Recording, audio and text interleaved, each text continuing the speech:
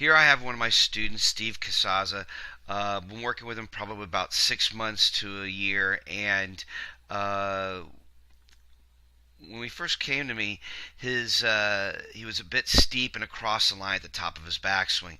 As you can see, the one on the right here is a swing from October, and he had a tendency to take the club, whip the club in, and inside his hands here, you can see how the club is slightly below the bottom yellow line there. Well, with our fix, what we had him try to do is take the club a little bit more out and think kind of like Jim Furyk, how Jim kind of takes it out, up, and drops it back. Because we're trying to get him to have more solid contact toward the middle of the face opposed towards the toe of the club being a little bit steep. As he gets to the top of his backswing, looking at the one on the right, the club was his arms and hands have a tendency to get a little steep, and what we call in the across the line position.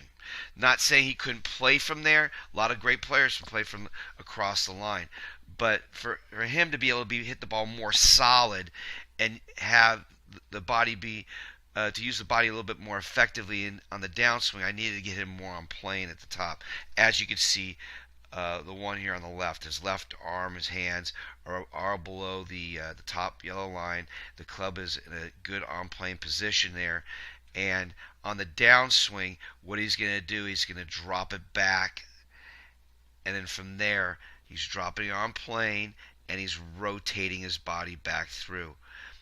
Where the swing on the right here, he's pulling down the shaft, and he's going to have to manipulate his hands to square up the club coming into impact.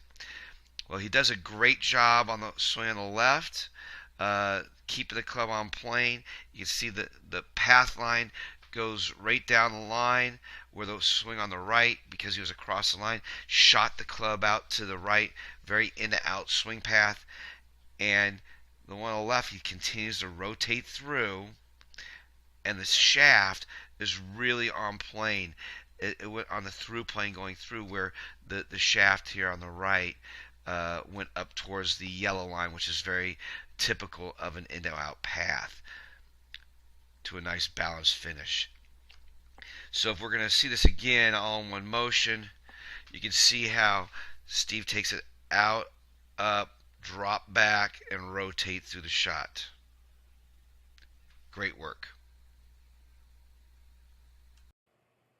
For more information about my golf instruction, you can contact me at richgreenwoodgolf.com.